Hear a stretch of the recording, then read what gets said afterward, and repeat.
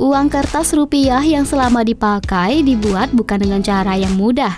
Butuh banyak proses untuk membuat uang kertas agar kualitasnya baik dan memenuhi spesifikasi. Perum Peruri adalah satu-satunya perusahaan yang mampu dan diberi kewenangan oleh Bank Indonesia untuk mencetak uang kertas asli. Bagaimana ya prosesnya? Di salah satu kawasan industri di Karawang, tepatnya Desa Parung Mulya, terdapat satu areal pabrik seluas 202 hektar. Pabrik itulah yang menjadi pencetak uang yang beredar kini. Total ada 45 mesin yang mencetak uang di divisi ini. Kepala Divisi Produksi Uang Peruri, Slamet Haryono menjelaskan, awal mula pembuatan uang kertas adalah dari proses engraving.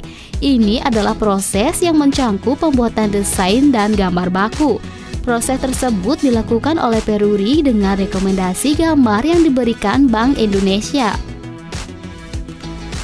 Nah, untuk membuat desainnya saja butuh waktu selama 2-3 bulan loh, karena gambar yang ada di proses engraving itu bukan sembarang gambar.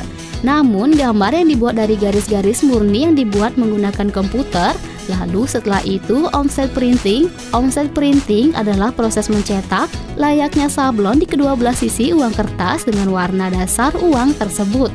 Setelah offset printing, dilanjutkan proses intaglio printing yang mana merupakan proses penyempurnaan dari offset printing. Di sini mesin salah satunya akan mencetak warna hologram pada uang.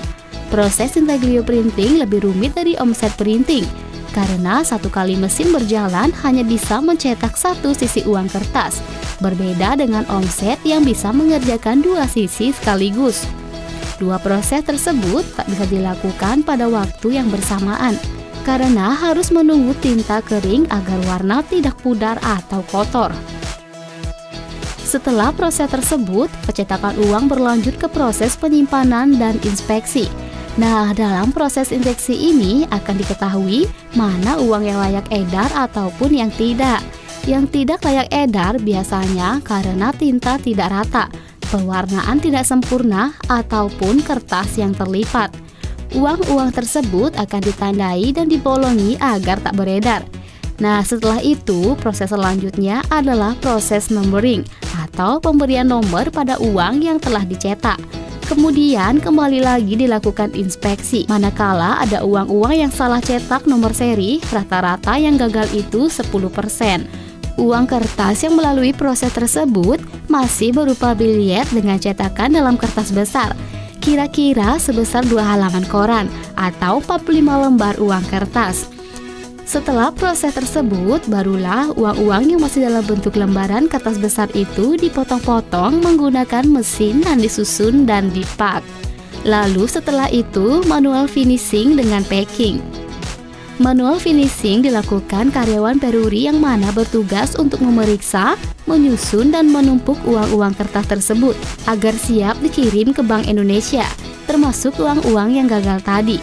Dari keseluruhan, butuh waktu hingga 6 hari untuk menyelesaikan prosesnya.